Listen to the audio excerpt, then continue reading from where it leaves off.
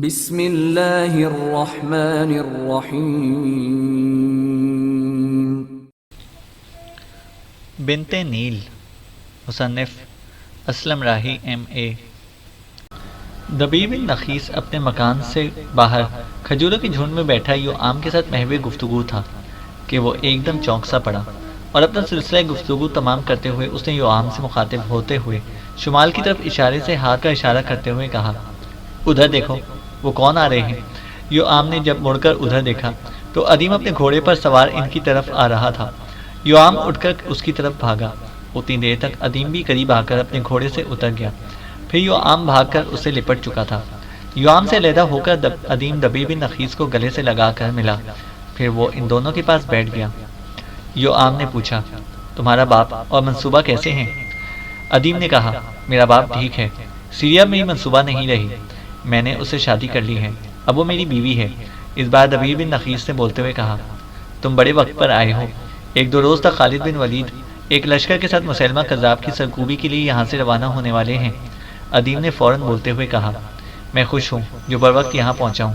میرے لیے ایک بہت بڑی سعادت ہوگی کہ میں خالد بن ولید کے لشکر میں ایک گمنام مجاہد کی حیثیت سے کافروں اور ملحدوں کے خلاف جنگ کروں۔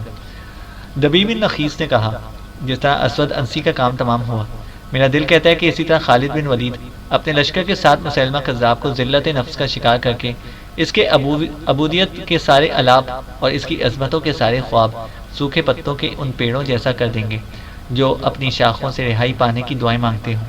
ہم انشاءاللہ مسیلمہ کذاب کو جلتی آگ کی نوک پر رکھ کر دھیرے دھیرے اس کے سلگنے کا عمل شروع کریں گے۔ مسیلمہ نے کچھ علاقوں پر جو قبضہ کر کے دولت حاصل کر لی ہے، اس پر وہ اترانے لگا ہے، لیکن میرے رفیقوں، یاد رکھو، میری خبث نفس اور غریبی شرافت نفس کی طرف کرتی ہے، جبکہ غم جذبات میں لطافت اور نکھار پیدا کرتی ہے۔ یہ مسلمہ کذاب اب صرف اپنی ہذیانی چھپانے کی خاطر ہر شہر ہر بستی کو ننگا کرنا چاہتا ہے، لیکن وہ نہیں جانتا کہ جہاں اس کے ساتھی موت کو دیکھ کر چھپنے کی دعائیں مانگتے ہیں، وہاں مسلمان مجاہد اپنے رب سے ملنے کی تمنا کرتے ہیں۔ میرے حبیبوں، میرے رفیقوں، اسلام کا پیغام چاند کی اس بھیگی روشنی جیسا ہے جو اندھیروں میں گھس کر چاندنی کا روپ دھار لیتی ہے۔ عنقریب مسلمہ کذاب اپنے آپ کو راکھ میں بدلتا دیکھ رہا ہوگا۔ رمینس، تم تھکے ہوئے ہو، آؤ حویلی میں چل کر کھانا کھاؤ اور آرام کرو۔ یوآم نے ادیم کے گھوڑے کو کھجوروں کے جھنڈ میں پہلے سے بندھے گھوڑوں میں باندھ کر چارہ ڈال دیا تھا، پھر وہ تینوں حویلی کی طرف جا رہے تھے۔ تیسرے روز ادیم اور یوآم خالد بن ولید کے لشکر کے ساتھ یمامہ کی طرف کوچ کر گئے، جبکہ دبیب بن نخیس گھر پر ہی رہ گیا تھا۔ جس طرح اکرمہ بن ابو جہل نے مسلمہ کذاب پر عجلت سے حملہ کر کے ہزیمت اٹھائی تھی، ایسا ہی فعل شرجیل بن حسنہ سے سرزد ہوا۔ اکرمہ کی شکست پر وہ ایک جگہ رک گئے، لیکن جب انہیں خبر ہوئی کہ خالد بن ولید اپنے لشکر کے ساتھ مدینہ النبی سے روانہ ہو گئے ہیں، تو جوش اور جذبے میں آ کر ان سے بھی ایسی ہی لغزش سرزد ہوئی۔ انہوں نے بھی یمامہ کی حدود میں داخل ہو کر مسلمہ پر حملہ کر دیا، لیکن شکست کھائی اور دوبارہ اپنی پہلے والی جگہ پر آ کر خیمہ زن ہو گئے۔ شرجیل بن حسنہ کو پسپا کرنے کے بعد مسلمہ کذاب اپنی لشکرگاہ میں اپنے خیمے کے اندر بیٹھا نہار الرجال کے ساتھ محو گفتگو تھا۔ یہ وہی شخص تھا جسے حضور نبی کریم صلی اللہ علیہ وسلم نے یمامہ کا معلم مقرر کیا تھا اور جو مرتد ہو کر مسلمہ کذاب کے ساتھ مل گیا تھا۔ دونوں باہم محو گفتگو تھے کہ مسلمہ کا ایک محافظ اندر آیا اور مسلمہ کو مخاطب کرتے ہوئے اس نے کہا، اے آقا، بنو حنیفہ کی ایک معمر عورت آئی ہے، وہ آپ سے ملنا چاہتی ہے اور اپنا نام ام الحیشم بتاتی ہے۔ مسلمہ نے کہا، اس عورت کو اندر بھیجو۔ وہ محافظ باہر نکل گیا۔ تھوڑی دیر بعد مسلمہ کذاب کے خیمے میں ایک معمر عورت داخل ہوئی اور مسلمہ کو مخاطب کرتے ہوئے اس نے کہا، اے لوگوں کو برکتیں دینے والے انسان، ہمارے نخلستانوں میں اب پھل نہیں آتے اور ہمارے کنووں میں بہت کم پانی رہ گیا ہے۔ تو جو دعویٰ کرتا ہے کہ تجھ پر اللہ کی طرف سے وحی آتی ہے، تو اسی طرح ہمارے لیے دعا کر، جس طرح محمد صلی اللہ علیہ وسلم نے اہل حزمان کے لیے دعا کی تھی، جس کے باعث ان کے کنووں میں اس قدر پانی آیا کہ وہ ابل پڑے اور نخلستان خوب بارآور ہوئے۔ مسلمہ کذاب کا دعویٰ تھا کہ اس پر وحی نازل ہوتی ہے۔ اس کے چند الہام درج ذیل ہیں۔ اول، بنی تمیم پاک جوامرد ہیں، ان میں کوئی برائی اور تساہل نہیں۔ ہم زندگی بھر ان کی لغزشوں کو احسان کر کے درگزر کرتے رہیں گے، ہر شخص کے مقابلے میں ان کی حفاظت کریں گے، جب مر جائیں گے تو ان کا معاملہ رحمان سے ہے۔ دوم، قسم ہے بکری اور اس کے رنگوں کی، اور سب سے تعجب خیز اس کے سیاہ رنگ اور دودھ ہے۔ سیاہ بکری سفید دودھ کس قدر عجیب بات ہے۔ دودھ میں پانی شامل کرنا حرام کر دیا گیا ہے، پھر کیوں تم کو شرم نہیں آتی؟ سوم، اے مینڈک کی بیٹی، تو کس قدر پاک صاف ہے، تیرا بالائی حصہ پانی میں رہتا ہے اور زیریں مٹی کیچڑ میں، تو نہ پانی پینے والے کو روکتی ہے اور نہ پانی کو گندا کرتی ہے۔ چہارم، قسم ہے کھیت میں بیج ڈالنے والوں کی، فصل کاٹنے والوں کی، دانا نکالنے والوں کی، آٹا پیسنے والوں کی، روٹی پکانے والوں کی، ان کو چور کر کے ملیدہ بنانے والوں کی، اور پھر لقمے بنا کر کھانے والوں کی، جو چربی اور مکھن سے کھاتے ہیں۔ اے ساکنان بادیہ، تم کو فضیلت دی گئی ہے اور شہری تم سے کسی بات میں آگے نہیں ہیں۔ اپنے علاقے کی مدافعت کرو، غریب کو پناہ دو اور بدماش کو اپنے ہاتھ سے نکال دو۔ جب وہ بوڑھی خاتون رکی تو مسلمہ کذاب نے اپنے پہلو میں بیٹھے نہار کی طرف دیکھتے ہوئے تعجب اور فکر مندی کے ملے جلے جذبات میں پوچھا، نہار، میرے دوست، میرے عزیز، یہ کیا معاملہ ہے جو یہ عورت کہہ رہی ہے؟ کیا تم اس کی تفصیل جانتے ہو؟ نہار نے اسبات میں گردن ہلاتے ہوئے کہا، ایک بار اہل حزمان نے محمد صلی اللہ علیہ وسلم سے آ کر شکایت کی کہ ہمارے کنووں میں بہت کم پانی رہ گیا ہے اور نخلستان بار آور نہیں ہو رہے۔ محمد صلی اللہ علیہ وسلم نے ان کے لیے دعا کی، جس کی وجہ سے ان کے کنووں میں اس قدر پانی آیا کہ وہ ابل پڑے، اور نخلستان اس قدر بارآور ہوئے کہ پھلوں کے بوجھ سے ان کی شاخیں اس طرح زمین سے لگ گئیں کہ پھر وہ خود درخت کی جڑیں ہو گئیں اور ان کو قطع کرنا پڑا، پھر وہ نہایت بلند، سیدھی اور سرسبز ہو گئیں۔ مسلمہ کذاب نے پوچھا، کنووں کے ساتھ انہوں نے کیا ترکیب کی تھی؟ نہار نے کہا، محمد صلی اللہ علیہ وسلم نے پانی کا ایک ڈول منگوایا تھا، پھر اہل حزبان کے لیے دعا کی، اس کے بعد اس ڈول میں سے تھوڑا سا پانی منہ میں لے کر غرارہ کیا اور پھر اس کی کلی اس ڈول میں کر دی۔ اسے لے کر وہ لوگ اپنے کنویں کے پاس آئے اور اس ڈول میں سے پانی لے کر انہوں نے سب کنووں میں ڈال دیا، اور پھر انہوں نے ان کنووں میں سے اپنے نخلستانوں کو پانی دیا، جس کا اثر وہی ہوا کہ کنویں ابل پڑے۔ نخلستان کو اس قدر کثرت سے پانی دیا گیا کہ وہ ہرے بھرے ہو گئے، پھر بھی ان کنووں کے اندر پانی ذرا سا بھی کم نہ ہوا۔ مسلمہ کذاب نے حضور نبی کریم صلی اللہ علیہ وسلم کی نقل کرتے ہوئے پانی کا ایک ڈول منگوایا، پھر بنو حنیفہ کے لیے اس نے دعا کی، اس ڈول میں سے ایک چلو پانی میں منہ لے کر کلی کی اور دوبارہ اس ڈول میں ڈال دیا۔ اس پانی کو لے کر ان لوگوں نے اپنے کنووں میں ڈالا، اس کا نتیجہ یہ ہوا کہ کنووں کا پانی اور بھی کم ہو گیا اور ان کے نخلستان خشک ہونے لگے۔ اس امر پر بنو حنیفہ یقیناً مسلمہ کذاب کو موت کے گھاٹ اتار دیتے، پر اس سے قبل ان کی خالد بن ولید کے ساتھ جنگ شروع ہو گئی۔ مسلمہ کذاب بنو حنیفہ کی اس عورت ام الہیشم کو پانی کا ڈول دے کر فارغ ہو ہی رہا تھا کہ اس کا ایک محافظ بھاگتا ہوا اس کے خیمے میں داخل ہوا اور بدحواسی میں اس نے کہا، اے آقا، ہمارے کچھ لوگ بری خبر لے کر آئے ہیں، خالد بن ولید اپنے لشکر کے ساتھ بڑی تیزی سے ہماری طرف کوچ کر رہے ہیں۔ یہ خبر سن کر مسلمہ کا سارا جمال حیات راک ہو گیا۔ تھوڑی دیر قبل اس کے چڑھنے میں عزم، اترنے میں جلال، پھسلنے میں خوش نمائی اور خوشی کے نشے میں وہ چور چور تھا، پر اب خالد بن ولید کے لشکر کی کوچ کا سن کر وہ تیز ہوا۔ وہ تیز ہوا میں خیمے کے پردوں کی طرح تھر تھر کانپنے لگا تھا، اس کے جسم کی تنابیں گویا ٹوٹنے لگی تھیں، اس کی زبان پر الفاظ مرنے لگے تھے، اور وہ یوں محسوس کر رہا تھا جیسے دہکتی سرخ آنکھوں والے صحرا کے مسلمان بدو سیاہ گھوڑوں کی ننگی پیٹھوں پر سوار اپنے لمبے بھالے اور تلواریں سونتے، ہزارویں ساعتوں کے وقت سمیٹتے، اپنے گھوڑوں کے سموں سے زمین کی دھجیاں اڑاتے اسے جہنم رسید کرنے کو بڑھتے چلے آ رہے ہوں۔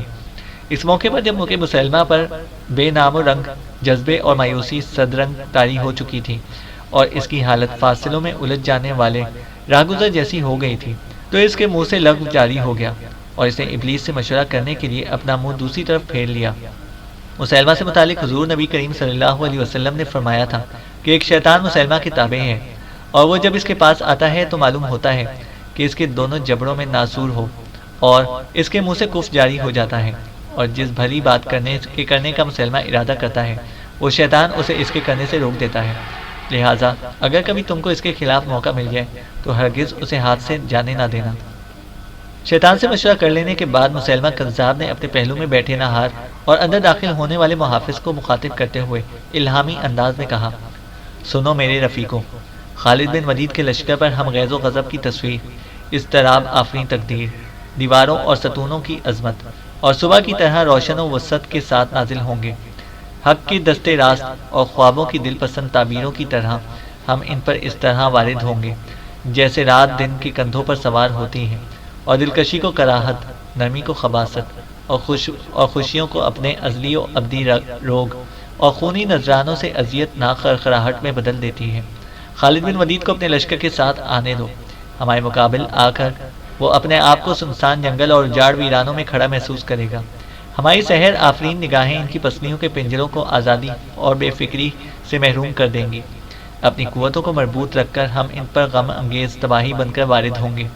ان پر اس طرح حملہ آور ہوں گے جیسے رات کووں کی طرح زمین پر اتر کر اپنی سیاہ چادر پھیلاتی ہے۔ ایسے ہی ہم ان کی ساری شجاعت و بلاغت، ساری نرمی و لطافت چھین کر ان پر غم انگیز تباہی اور تھکے ماندے راہگیر کسی اذیت اور درماندگی طاری کر کے رکھ دیں گے۔ اپنے سکون کو طوفان خیز سمندر بنا لو، اپنی روحوں کو خونخواری کی غذا مہیا کرو، اپنے دلوں کو خوفناکیوں سے بھرپور مجرم دل جیسی قوت فراہم کرو اور خالد بن ولید کے لشکر سے ٹکرا جانے کے لیے مکمل تیاری کر لو۔ اس کے بعد نہار کے ساتھ مسیلمہ کذاب اپنے خیمے سے نکلا اور خالد بن ولید کا مقابلہ کرنے کے لیے وہ اپنے لشکر کا جائزہ لینے لگا تھا۔ حضرت خالد بن ولید اپنے لشکر کے ساتھ اس جگہ پہنچے جہاں شرجیل بن حسنہ اپنے لشکر کے ساتھ خیمہ زن تھے۔ یہاں خالد بن ولید نے شرجیل بن حسنہ کو ان کا انتظام کیے بغیر مسیلمہ کذاب پر حملہ کرنے اور پسپا ہونے پر سخت ملامت اور سرزنش کی۔ پھر خالد بن ولید اس متحدہ لشکر کو لے کر، جس کی کل تعداد 13,000 تھی، مسیلمہ کذاب سے نمٹنے کے لیے آگے بڑھے۔ مقابلے میں مسیلمہ کے پاس 40,000 کا تو اپنا لشکر تھا۔ اس کے علاوہ اس کی بیوی سجہ بنت الحارث چونکہ جزیرہ کی طرف چلی گئی تھی، لہذا اس کا لشکر بھی مسیلمہ کے ساتھ آ ملا تھا۔ اس طرح مسیلمہ کے لشکر میں اور زیادہ اضافہ ہو گیا تھا اور اس کے حوصلے بلند ہو گئے تھے۔ خالد بن ولید نے اپنے لشکر کو 4 حصوں میں تقسیم کیا۔ قلب اپنے پاس رکھا، مقدمۃ الجیش پر شرجیل بن حسنہ کو، میمنے پر عبد الرحمن بن ابی بکر کو اور میسرے پر زید بن الخطاب کو کماندار مقرر کیا۔ اس کے جواب میں مسیلمہ کذاب نے اپنے لشکر کو 5 حصوں میں تقسیم کیا۔ قلب اس نے اپنے پاس رکھا، مقدمۃ الجیش پر نہار کو، میمنے پر محکم بن طفیل کو اور میسرے پر اخنیس کو کماندار مقرر کیا۔ اس کے علاوہ مسیلمہ نے ایک محفوظ لشکر بھی رکھا اور اس پر مجاعہ نام کے ایک جرنیل کو کماندار مقرر کیا، جبکہ یمامہ شہر کی حفاظت کے لیے مسیلمہ کذاب نے سلمہ بن عمیر کو شہر کا حاکم و محافظ مقرر کیا۔ خالد بن ولید یمامہ سے ابھی صرف 1 دن کی مسافت پر تھے کہ مسیلمہ کذاب ان کے خلاف حرکت میں آیا اور اس نے اپنے لشکر کے محفوظ حصے کو، جس کا کماندار مجاعہ تھا، خالد بن ولید کے لشکر پر شبخون مارنے کے لیے روانہ کیا۔ خالد بن ولید کو اس شبخون کا علم ہو گیا، لہذا انہوں نے شرجیل بن حسنہ کو مجاعہ سے نمٹنے پر مقرر کر دیا۔ مجاعہ جب بنی عامر اور بنی تمیم کے جوانوں کے ساتھ مسلمانوں پر شبخون مارنے آیا تو شرجیل بن حسنہ نے اپنے مقدمۃ الجیش کے ساتھ مجاعہ کے لشکر پر حملہ کر دیا۔ شرجیل بن حسنہ نے شبخون میں حصہ لینے والے بنی تمیم اور بنی عامر کے سارے جوانوں کو بے دریغ قتل کر دیا اور ان کے جرنیل مجاعہ کو زندہ گرفتار کر کے حضرت خالد بن ولید کی خدمت میں حاضر کیا۔ حضرت خالد نے مجاعہ کو اپنے پاس ایک قیدی کی حیثیت سے رکھ لیا اور یمامہ کی طرف کوچ شروع کر دیا۔ خالد بن ولید اپنے لشکر کے ساتھ بڑی تیزی سے آگے بڑھتے رہے اور اقربہ کے مقام پر، جہاں سے یمامہ شہر اور اس کے کھیت صاف دکھائی دیتے تھے، انہوں نے اپنے لشکر کے ساتھ پڑاؤ کیا۔ آپ ایک بلند ٹیلے پر بیٹھ کر حالات کا جائزہ لینے لگے۔ اتنی دیر تک مسیلمہ کذاب بھی اپنے لشکر کے ساتھ سامنے آ کر خیمہ زن ہوا۔ اب حضرت خالد کی پشت پر کھلا میدان تھا، جبکہ مسیلمہ کذاب کی پشت پر یمامہ اور بائیں طرف ایک وسیع باغ تھا جس کے ارد گرد مضبوط دیوار تھی اور اندر داخل ہونے کے لیے اس میں دروازے لگے ہوئے تھے۔ مسیلمہ کے لشکر کی تعداد چونکہ حضرت خالد کے لشکر سے کئی گنا زیادہ تھی، لہٰذا آپ اپنی جنگی اور عسکری فراست سے کام لیتے ہوئے لشکر کی میمنہ و میسرہ کی ترتیب ختم کر دی۔ لشکریوں کو اپنے قبیلے کے سردار کے تحت جنگ کرنے کا حکم دیا۔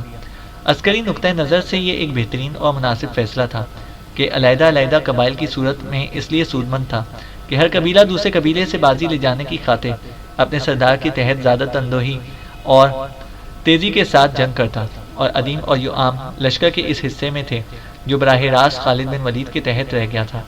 دونوں لشکر کے ایک دوسرے کے سامنے صف آرا ہوئے اور جنگ شروع ہو گئی۔ جس طرف حضرت خالد بن ولید کی سرکردگی میں خدا اور اس کے رسول کو ماننے والے صرف 13,000 مجاہدین اور دوسری طرف مسیلمہ کذاب کو اپنا رسول ماننے والے تقریباً 1 لاکھ کا لشکر تھا۔ خالد بن ولید نے اپنے حصے کے لشکر کو وسط میں کیا۔ دائیں طرف آخر میں مہاجرین صحابہ تھے اور ان کے سردار سالم موسیٰ ابی حذیفہ تھے۔ بائیں طرف آخر میں انصار صحابہ تھے اور ان کے سردار ثابت بن قیس بن شماس تھے، اور لشکر کے ان دونوں حصوں کے درمیان مختلف قبائل جنگ میں مصروف تھے۔ جنگ لمحہ بلمحہ زور پکڑتی جا رہی تھی۔ خالد بن ولید کی سرکردگی میں لڑنے والے 13,000 مجاہدین چنگاری سے ایک طوفان شدید بنتے جا رہے تھے۔ سعادت و کامرانی اور خوشی سے سرچشموں کی طرح وہ اپنا سب کچھ قربان کر دینے کو آمادہ تھے۔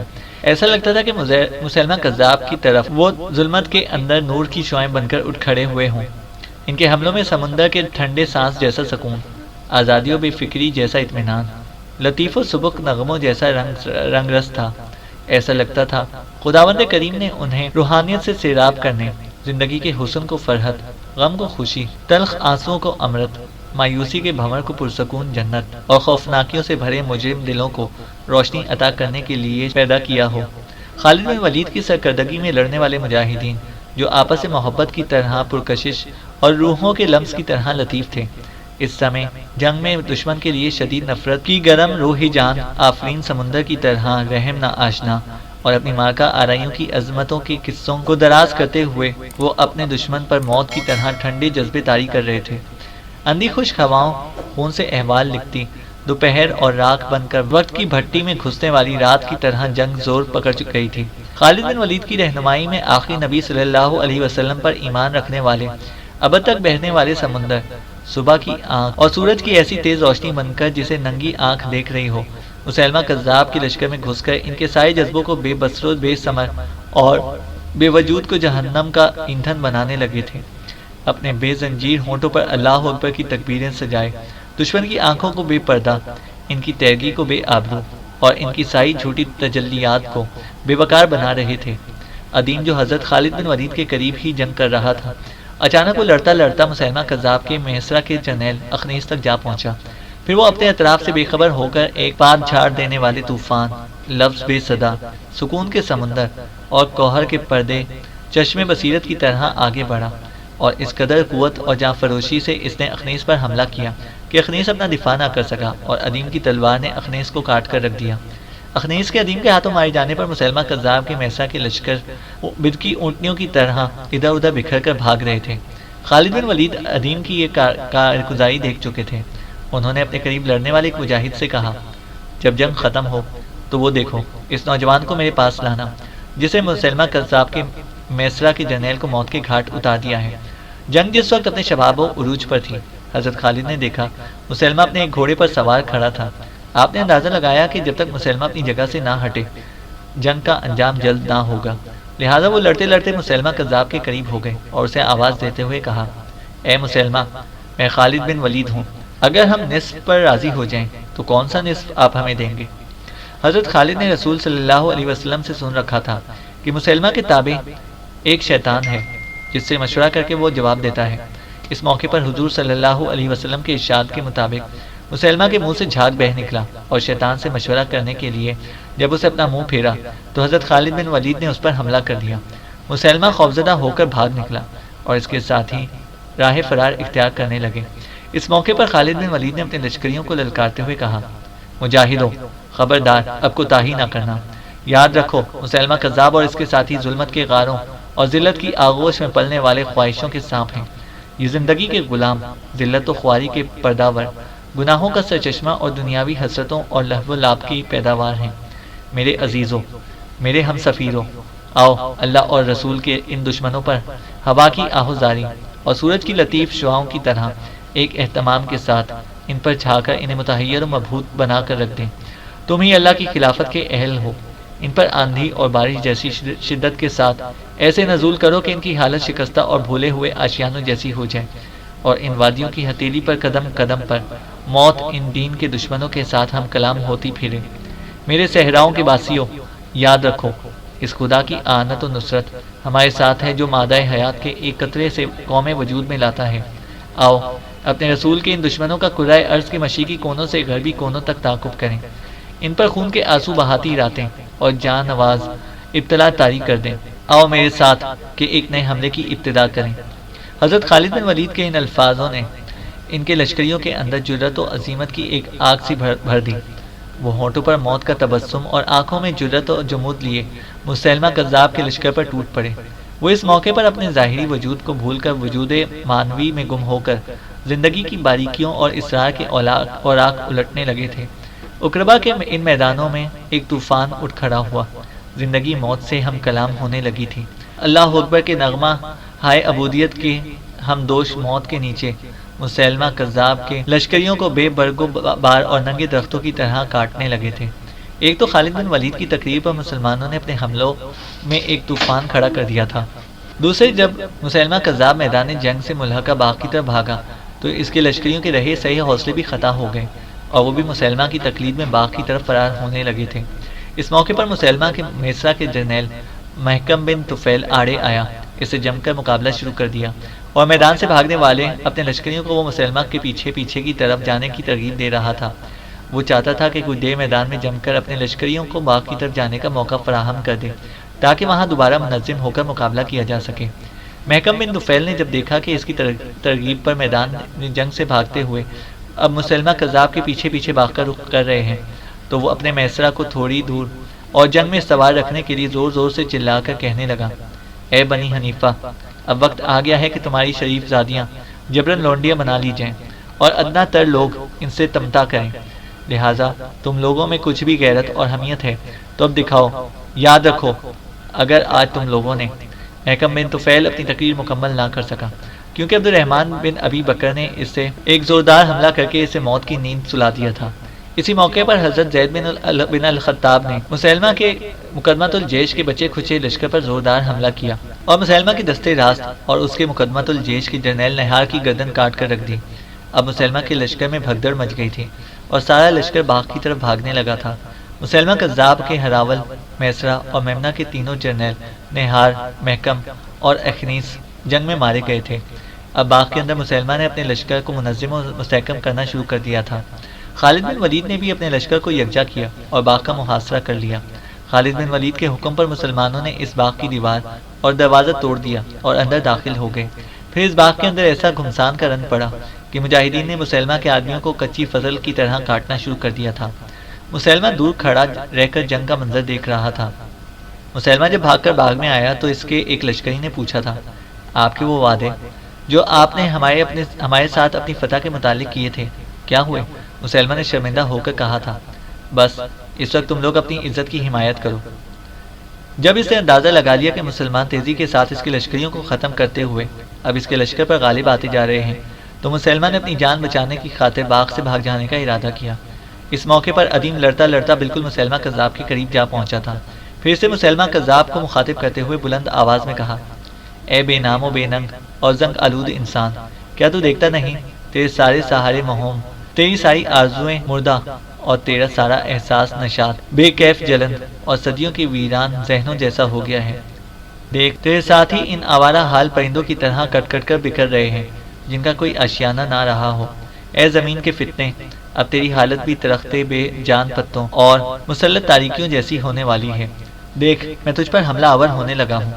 پھر دیکھ تیری ساری حرص جاہ و جلال اور تیری ساری خدا فروشی کی منزل کیسے فنا ہوتی ہے۔ اپنے گھوڑے کو ادیم نے ایک اہم زکن لگوائی اور مسلمہ کی طرف بڑھا۔ مسلمہ کے چہرے کی ساری تابانی دکھ میں اور ساری زرعی جذبات دل کی زہریلی بیماریوں میں بدل گئے اور وہ اپنے گھوڑے کو ایڑ لگا کر بھاگ کھڑا ہوا۔ ادیم بھی اپنے گھوڑے کو اس کے تعاقب میں بھگانے لگا۔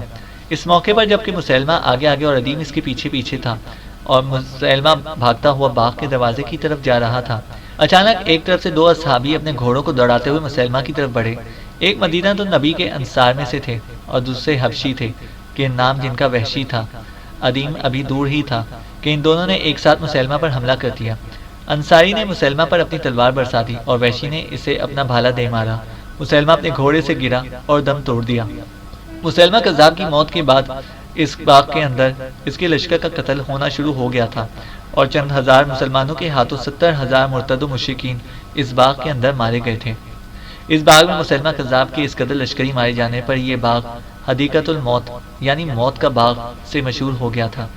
جب جنگ ختم ہو گئی تو خالد بن ولید نے مسلمہ کے ہراول لشکر کے جرنیل کو طلب کیا۔ یہ وہی شخص تھا جس نے جنگ سے پہلے مسلمانوں پر شب خون مارنے کی کوشش کی تھی اور شرجیل بن حسنہ کے ہاتھوں گرفتار ہو کر ابھی تک اسلامی لشکر کے اندر اسیری کی حالت میں تھا۔ جب مجاعہ کو خالد بن ولید کی خدمت میں پیش کیا گیا تو آپ نے اس سے پوچھا، تو نے دیکھا کہ تمہارے مرتد اور مشرک بھائیوں کا انجام کیا ہوا ہے؟ مجاعہ نے کہا، جن لوگوں نے ابھی تک اس جنگ میں حصہ لیا ہے اور مارے گئے ہیں وہ سبھی گھٹیا اور جلد باز تھے اور جو اصل میں ذی مرتبہ اور صاحب وقار تھے، وہ تو ابھی بھی یمامہ کے قلعے میں سکونت پذیر ہیں۔ اگر آپ نہیں مانیں تو ان کی طرف سے میرے ساتھ صلح کر لیں۔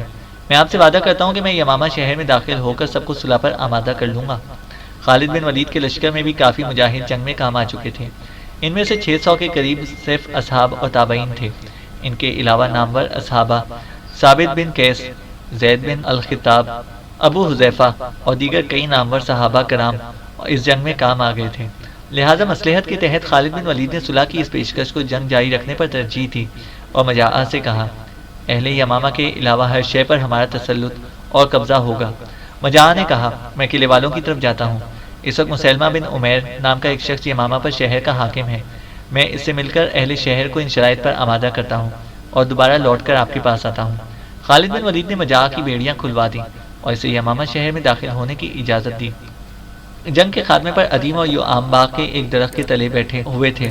ادیم کا سارا لباس لہو لہان تھا اور وہ ایک پتھر پر اپنی تلوار کو رگڑ رگڑ کر اسے صاف کرنے کی کوشش کر رہا تھا اور اس کی دھار درست کر رہا تھا کہ ایک جوان وہاں آیا اور ادیم کو مخاطب کرتے ہوئے اس نے کہا، اے میرے عزیز، تمہیں امیر نے طلب کیا ہے۔ ادیم چونک کر اٹھ کھڑا ہوا اور اچنبے میں اس نے پوچھا، امیر سے کیا تمہارا مطلب خالد بن ولید ہیں؟ اس جوان نے کہا، ہاں، خالد بن ولید نے ہی تمہیں طلب کیا ہے۔ ادیم نے پریشانی سے پوچھا، کیا جنگ کے دوران مجھ سے کوئی غلطی سرزد ہو گئی ہے جو امیر نے مجھے طلب کیا ہے، جبکہ وہ میری شکل اور نام سے تک سے تو واقف ہی نہیں ہے؟ اس آنے والے جوان نے گہری مسکراہٹ میں کہا، ہاں، اس جنگ کے دوران تم سے ایک ایسا کام سرزد ہوا ہے جس کی بنا پر امیر نے تمہیں طلب کیا ہے۔ ادیم خاموشی کے ساتھ اٹھ کھڑا ہوا اور اس کے ساتھ ہو لیا۔ یوآم بھی اس کے ساتھ ہی جا رہا تھا۔ خالد بن ولید اب اس حدیقۃ الموت نام کے باغ سے اس وقت باہر بیٹھے ہوئے تھے کہ ادیم ان کے ساتھ آ کھڑا ہوا۔ خالد بن ولید نے اسے بیٹھنے کو کہا اور وہ خاموشی سے ان کے سامنے بیٹھ گیا۔ خالد بن ولید کی شخصیت سے اس وقت ادیم انتہائی متاثر اور مرعوب دکھائی دے رہا تھا۔ خالد بن ولید نے نقدی کی ایک تھیلی ادیم کی گود میں ڈالتے ہوئے کہا، اس جنگ میں مجھے سب سے زیادہ 3 افراد نے متاثر کیا ہے۔ ایک تم، جسے مسلمہ کذاب کے میمنے کے جرنیل اخنیس کو قتل کیا۔ دوسرا عبد الرحمن بن ابی بکر، جس نے دشمن کے میسرہ کے جرنیل محکم کا کام تمام کیا۔ اور تیسرا زید بن الخطاب، جسے مسلمہ کے قلب کے جرنیل نہار کو تحقیق کیا۔ اے نوجوان، تمہارا کیا نام ہے؟ ادیم نے کہا، سیدی، میرا نام رمیس بن اندریاس ہے۔ خالد بن ولید نے پھر پوچھا، کس قبیلے سے ہو اور کہاں رہتے ہو؟ جواب میں ادیم نے مصر میں اپنے باپ کے ہاتھوں گلیڈیٹر کی تربیت حاصل کرنے، رومن لشکر میں میسرہ کے جرنیل کی حیثیت سے کام کرنے، وہاں سے فرار اور دریائے ابانا کے کنارے مسلمان ماہی گیروں کی بستی میں پناہ حاصل کرنے کے سارے واقعات تفصیل سے سنا ڈالے۔ ادیم کے حالات سن کر خالد بن ولید سخت متاثر ہوئے اور شفقت سے اس کی طرف دیکھتے ہوئے انہوں نے نرمی میں کہا، اب تم میرے ساتھ رہو گے، تمہارے خیمہ میرے قریب ہی ہوا کرے گا۔ آنے والی جنگوں میں یا تو تمہیں لشکر کے کسی حصے کا کماندار مقرر کروں گا یا تجھے اپنے ساتھ رکھ کر تم سے کام لوں گا۔ اپنے سر کو خم کرتے ہوئے ادیم نے گہری مسکراہٹ میں کہا، یا امیر، میرے لیے یہ بہت بڑی سعادت ہوگی۔ اس کے بعد خالد بن ولید اٹھ کر کھڑے ہوئے اور اپنے لشکر کے لیے خیمہ نصب کرانے لگے۔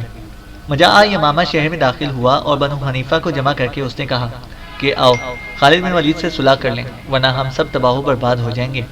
اس موقع پر مسلمہ کذاب کی طرف سے شہر کے حاکم مسلمہ بن عمیر نے کہا، ہم کسی شرط پر بھی صلح نہ کریں گے۔ ہم دیہات والوں اور غلاموں کی جماعت کو دعوت دیتے ہیں اور مسلمانوں سے پھر مقابلہ کریں گے۔ ہم خالد سے صلح نہیں کرتے۔ ہمارا قلعہ سنگین ہے، خوراک وافر ہے اور پھر جاڑا اب قریب آ رہا ہے، وہ حادثے سے تنگ آ کر خالد خود ہی لوٹ جائیں گے۔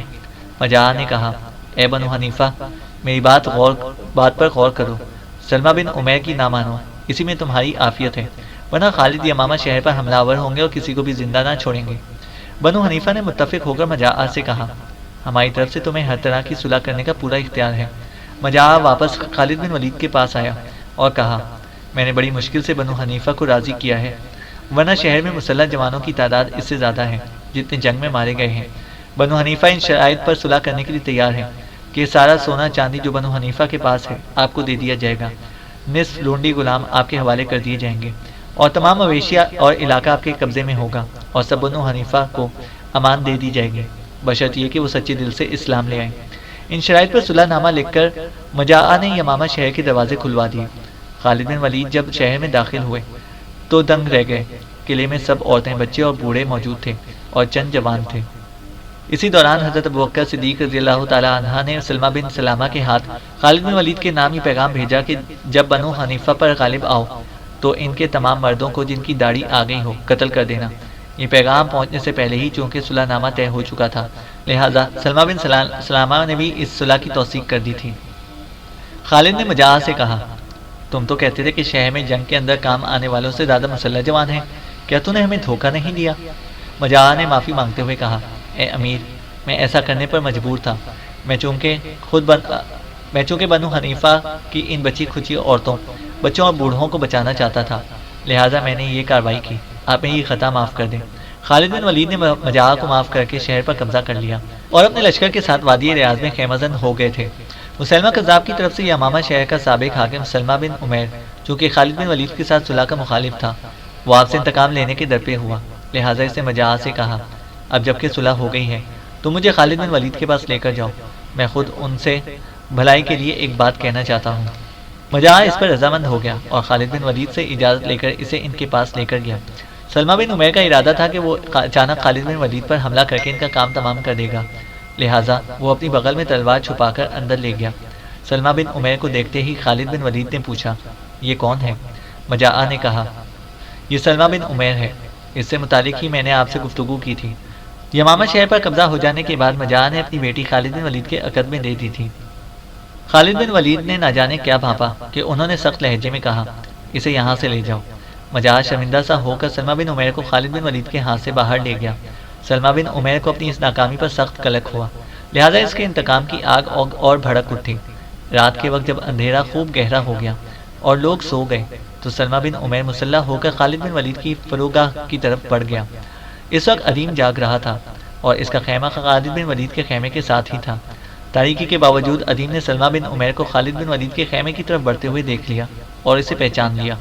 اپنے خیمے سے نکل کر عدیم نے سلمہ بن عمیر کو للکارا۔ خوف کے مارے سلمہ بن عمیر بھاگ کھڑا ہوا۔ عدیم اس کے تعاقب میں لگ گیا۔ پہرے دار بھی اس طرف متوجہ ہو گئے اور سلمہ بن عمیر کے پیچھے بھاگے۔ شہر کی فصیل کے قریب عدیم نے سلمہ بن عمیر کو جا لیا۔ سلمہ بن عمیر سمجھ گیا کہ اب اس کی موت یقینی ہے، لہٰذا اس نے اپنی تلوار اپنے حلقوم کے پار کر دی۔ اسی لمحہ عدیم نے اس پر اپنی تلوار دے ماری۔ سلمہ بن عمیر لڑکھڑا گیا اور ایک طرف گرا اور مر گیا۔ اگلے روز وادی ریاض سے اٹھ کر خالد بن ولید اپنے لشکر کے ساتھ وادی دبر میں خیمہ زن ہو گئے اور حضرت ابوبکر صدیق کے اگلے احکام کا انتظار کرنے لگے۔ ڈوبتے سورج کے رنگین بادبان کھل گئے تھے۔ ہیولوں کے عکس کے ایک طوفان میں مغربی افق پر لہوے رنگ قالین بچھ گئے تھے۔ ساحلوں کو لوریاں دیتے سمندروں کے نیلے گونگے لبوں پر، منور آسمان بھوری زمین پر، دلہن کی طرح گنگناتی سبز کھیتوں پر اور سجیلے کف آلود دریاؤں پر شام کتھی دھند جیسا اپنا تاریکی کا بھاری گھونگھٹ ڈالنے لگی تھی۔ ترمید استبل میں اپنے گھوڑے کو کھریرا کرنے کے بعد ہاتھ دھو رہا تھا، جبکہ رمیتا اور ترمید کی ماں نیابوس حویلی کے صحن میں رکھے کچی مٹی کے چولہے پر کھانا تیار کر رہی تھی کہ حویلی کے دروازے پر زور زور سے دستک ہوئی۔ ترمید نے پانی کا برتن رکھ کر اور انگوچھے سے اپنا ہاتھ پہنچ کر جب دروازہ کھولا تو حویلی سے باہر ایک نوجوان اپنے گھوڑے کی باگ پکڑے کھڑا تھا۔ وہ دریائے ابانا کے کنارے عرب ماہی گیروں کے سردار سابور کی بیٹی کا منسوب سمران تھا۔ ترمید نے حیرت سے سمران کی طرف دیکھتے ہوئے پوچھا، اے جوان، تم کون ہو اور کس سے ملنا چاہتے ہو؟ سمران نے پوچھا، کیا آپ رمینس اور سیریا ناموں سے واقف ہیں؟ ترمید نے کہا، کیوں نہیں، رمینس میرے بھائی کی جگہ اور یہ سمجھو کہ سیریا میری بہن کی جگہ ہے۔ رمینس اور سیریا کا سن کر نیابوس اور رمیتا دونوں چولہے سے اٹھیں اور ترمید کے پاس آ کھڑی ہوئیں۔ سمران کہہ رہا تھا، اگر میں غلطی پر نہیں تو تمہارا نام ترمید اور یہ لڑکی تمہاری بیوی ہے۔ ہاں، میں یہ نہیں جانتا کہ یہ بزرگ خاتون کون ہے۔ ترمید نے مسکراتے ہوئے کہا، تمہارا اندازہ درست ہے، میں ترمید ہوں اور یہ بزرگ خاتون میری ماں ہے، ان کا نام نیابوس ہے۔ سمران نے کہا، میرا نام سمران ہے، میں دریائے ابانا کے کنارے عرب ماہی گیروں کی بستیوں کی طرف سے آیا ہوں۔ شاید آپ لوگوں کو معلوم نہ ہو کہ قسطنطنیہ سے بھاگ کر رمینس نے ہمارے ہاں پناہ لے لی تھی اور سیدھا کی خانقاہ سے اس نے سیریا اور اپنے باپ کو بھی بلا لیا تھا۔ رمینس ان دنوں خالد بن ولید کے اس لشکر میں شامل ہے جو مسلمہ کذاب کی سرکوبی کے لیے مقرر کیا گیا تھا۔ ان دنوں اس کا لشکر یمامہ میں ہے اور میں اس کی طرف سے یہ بتانے کے لیے آ رہا ہوں کہ اس کا باپ اندریاس مر گیا ہے۔ ترمید نے تعصف اور دکھ بھرے لہجے میں کہا، یہ تم نے کیسی بری خبر سنائی ہے؟ رمینس کا باپ اندریاس مر گیا؟ اس موقع پر انتہائی دکھ بھرے لہجے میں ترمید نے کہا، آہ، رمینس بھائی کا باپ، وہ نیک دل اور نرم خو انسان تھا، اور جب میں اس کے پاس سیدھا کی خانقاہ میں تھا تو اس نے میری دیکھ بھال ایک شفیق و مہربان باپ کی طرح کی تھی۔ ترمید نے کہا، سمران میرے عزیز، تم اندر آ کر بیٹھو، میں تم سے رمینس سیریا اور اس کے باپ اندریا سے متعلق تفصیل سے سننا پسند کروں گا۔ سمران نے کہا، میں رکوں گا نہیں، میں بہت جلد رمینس کے پاس پہنچنا چاہتا ہوں۔ ہمیں خبر نہ تھی کہ وہ یمامہ میں ہے، کیونکہ اس نے ہمیں بتایا تھا کہ وہ مدینہ النبی کے ایک شخص دبیب نخیس کے ہاں ٹھہرا ہوا ہے۔ میں آج مدینہ النبی دبیب نخیس کے ہاں گیا تھا۔ اس نے مجھے بتایا کہ رمینس خالد بن ولید کے لشکر میں ہے اور ان دنوں وہ یمامہ میں ہے۔ اس کے علاوہ سیریا بہن نے مجھے آپ لوگوں کی خیریت لانے کو بھی کہا تھا۔ شاید آپ لوگوں کو یہ بھی پتہ نہ ہو کہ سیریا اب رمینس کی بیوی ہے اور ان دونوں نے شادی کر لی ہے۔ اس بار نے ابوس نے بولتے ہوئے کہا، تم اندر آ کر بیٹھو تو صحیح بیٹے، ہم تمہیں رات بھر کے لیے روکیں گے نہیں، تم ہمیں رمینس اور سیریا کے متعلق تفصیلات بتاؤ، کھانا کھاؤ، اس کے بعد تم بے شک یہاں سے کوچ کر جانا، ہم تمہیں روکیں گے نہیں۔ سنو بیٹے، رمینس صرف میرے بیٹے ترمید اور امیتا کا ہی محسن نہیں ہے، وہ میرا بھی محسن ہے کہ مصر کی سرزمین میں اس نے رومنوں کے ہاتھوں میں یہ جان بچائی، اور پھر میرے لیے اس شیردل فرزند نے ان لٹیروں اور رہزنوں کا صفایا کیا جو میرے شوہر کے قاتل تھے۔ سمران مان گیا اور حویلی میں داخل ہوا۔ ترمید نے استبل میں اس کا گھوڑا باندھا اور اسے چارہ ڈال دیا، پھر وہ چاروں دیوان خانے میں آ کر بیٹھ گئے۔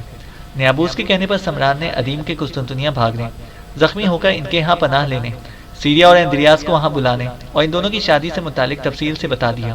جب وہ خاموش ہوا تو نیابوس نے فیصلہ کن انداز میں کہا، جب تم رمینس کے پاس یمامہ جاؤ تو اسے اس کے باپ کی مرگ کی اطلاع دینا اور اس کے بعد کہنا کہ وہ دریائے ابانا کے کنارے تمہاری بستیوں کی طرف جانے کی بجائے بنو سلیم کے سردار عباس بن مرداس کی حویلی کا رخ کرے۔ میں اسے اس حویلی میں دیکھنا چاہتی ہوں، وہ میرے بیٹے کی جگہ ہے۔ میں کل ہی ترمید اور امیتا کو یہاں سے روانہ کروں گی تاکہ یہ دونوں وہاں جا کر سیریا کو یہاں لے کر آئیں۔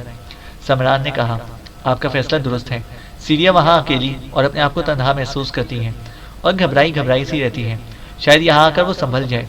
نیابوس نے کہا، اب وہ ہمیشہ کے لیے یہاں رہے گی۔ سمران نے کہا، اگر آپ لوگ اسے لینے جائیں تو بشان شہر کے سامنے دریائے ابانا کے کنارے سردار سابور کا پوچھ لیں، سیریا انہی کے پاس رہتی ہے۔ وہ اکثر گلا شکوہ کرتی ہے کہ ترمید بھائی اور امیتا بہن ہمیں بھول گئے ہیں۔ ترمید نے بڑی عاجزی سے کہا، بخدا رمینس اور سیریا کو کون بھول سکتا ہے، ان کے ہم پر ایسے احسان ہیں کہ ہم ان دونوں کو ہی اپنے گھر کے افراد سمجھتے ہیں۔ دراصل یہاں آ کر میں نے رمیتا سے شادی کر لی، پھر میں اپنی ماں کو لینے شیبانی قبائل کی طرف چلا گیا۔ ہماری ماں ہم سے بچھڑ گئی تھی، بڑے عرصے بعد ہم سے ملی ہے۔ اس کے بعد ہم پر ایک افتاد آ پڑی کہ رمیتا کا باپ اور بنو سلیم کا سردار عباس بن مرداس ایک سیخ پا گھوڑے سے گر کر مر گیا۔ اب رمیتا کے سارے باغات اور زمین کے علاوہ بنو سلیم کے گونا گو امور مجھ کو ہی دیکھنا پڑتے ہیں۔ اب تم دیکھو، میں اور رمیتا سیریا کو یہاں لانے کل صبح ہی یہاں سے روانہ ہو جائیں گے، بلکہ ہم دونوں میاں بیوی سیدھا کی خانقاہ کی طرف بھی جائیں گے اور وہاں سے ان لوگوں کو بھی یہاں لائیں گے جو ایک عرصے تک ہمارے میزبان رہے ہیں۔ سمران نے اس بار کچھ بے تکلفی سے کہا، جب آپ سیریا کے پاس جائیں گے تو وہاں سابور اور اس کی بیٹی انیفا سے کہیں کہ میں مدینہ النبی سے خیریت کے ساتھ یمامہ کی طرف روانہ ہو گیا ہوں۔